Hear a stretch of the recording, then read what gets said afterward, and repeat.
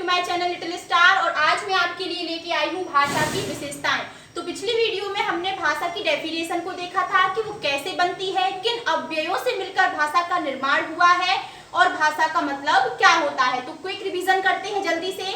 भाषा अपने विचारों को व्यक्त करने का एक माध्यम है। जो व्यक्ति अपने विचारों को व्यक्त करते हैं बस उसी को ही भाषा कहा जाता है। तो अभी यहाँ पर हम देख लेते हैं भाषा की विशेषताओं को। मैंने यहाँ पर एक पॉइंट में भाषा की विशेषताओं को लिखा है और हम एक एक करके सारे पॉइंट्स को समझते हैं। तो चलिए, पहला पॉइंट क्या है बच्चों? पहला है भाषा सामाजिक प्रक्रिया है। तो भाषा अगर सामाजिक प्रक्रिया है तो जाहिर सी बात है कि परिवार और व्यक्ति जो होते हैं वो समाज की इकाई होते हैं। और जब हम समाज में रहेंगे तो समाज की हम भाषा को भी सीखेंगे, ग्रहण भी करेंगे, क्योंकि समाज के लोगों से हमें विचार विमर्श भी करने पड़ते हैं। तो इन्हीं सब चीजों में अगर हम समाज में भाषा का प्रयोग करते हैं तो वो कैसी हो जाती है? सामाजिक प्रक्रिया है। तो पहला पॉइंट क्या है बच्चों? भाषा एक सामाजिक प्रक्रिया है। तो दूसरा समझते हैं, भाषा सर्वव्यापक है। अब इसका मतलब भी समझो कि भाषा सर्वव्यापक है। इसका मतलब क्या है कि भाषा सभी जगह है। अब ऐसा तो है नहीं कि आप कहीं रिलेशन में जाएंगे या दूसरे शहर में जाएंगे या अपने समाज में कहीं जाएंगे तो फिर आप मतलब मौन बैठे रहेंगे। आपको अगर अपने विचार व्यक्त करने हैं तो आप क्या करोगे? भाषा को सीखोगे। और क्या है? भाषा सर्वव्यापक है, मतलब सभी जगह है।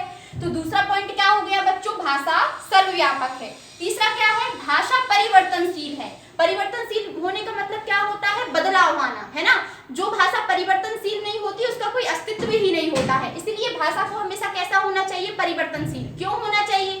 क्योंकि जैसे आप परिवार में हैं, आपको कई प्रकार के संस्कार मिलते हैं, कई प्रकार की बातों को भी ग्रहण करने को मिलता है। आप स्कूल में जाते हो तो अलग लैंग्वेज का यूज करते हो, घर में आते हो तो अलग लैंग्वेज का यूज करते हो। तो ये सभी क्या है? परिवर्तन होती रहती है, चेंज होती रहती है। तो ये क्या है? भाषा परिवर्तनशील है। अब क्या है? भाषा अर्जित है। चौथा पॉइंट क्या है बच्चों? भाषा अर्जित है। अर्जित का मतलब क्या होता है बच्चों? अर्जित का मतलब होता है प्राप्त करना। तो भाषा कैसी है? भाषा अर्जित है। अब जब आपने जन्म लिया था तो आपको तो पता नहीं था कि आप किस परिवार में आ रहे हो, किस समाज में आ रहे हो, किस शहर में आ रहे हो। जब आप आए तब आपने मतलब जन्म लिया, तब आपने मम्मी पापा की भाषा को सीखा, ग्रहण किया। तो क्या है? आपने अर्जित तो किया है ना।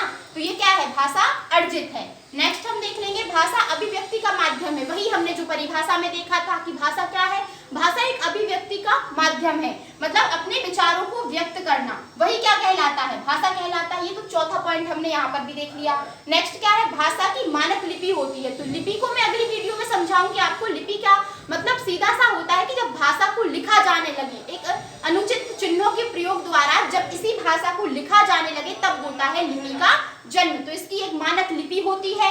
मानक इसका व्याकरण भी होता है। आप देखना जो भाषाएं होंगी उनकी व्याकरण भी होगा, उनका साहित्य भी होगा, है ना। तो मानक व्याकरण होता है और मानक साहित्य भी होता है। लिपि भी होती है, मानक व्याकरण भी होता है और मानक साहित्य भी होता है। तो ये हो गई हमारी भाषा की सातवीं विशेषता।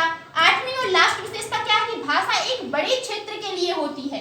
भाषा किसी सीमित क्षेत्र के लिए नहीं होती है, छोटी छोटी समुदायों के लिए नहीं होती है, बल्कि एक विशेष बड़े क्षेत्र में होती है और ये नियमों की मोहताज होती है। इसमें नियम भी होते हैं। ऐसा नहीं है कि इसका अधूरा व्याकरण हो या अधूरा सीमित क्षेत्र हो या फिर इसके कोई नियम ना हो।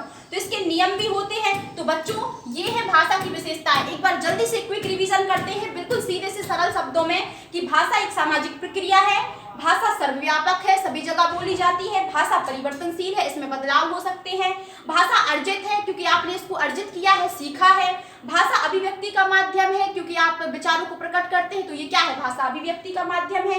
भाषा की मानक लिपि होती है, मानक व्याकरण होता है और मानक साहित्य होता है। भाषा बड़े क्षेत्रों में बोली जाती है। तो ये थी भाषा की आज की कुछ विशेषताएं। अगर आपको पसंद आई हो तो आप मुझे कमेंट करें और चैनल को सब्सक्राइब करें, लाइक करें, बेल आइकन दबाना ना भूलें। तब तक के लिए bye bye, stay home, stay safe.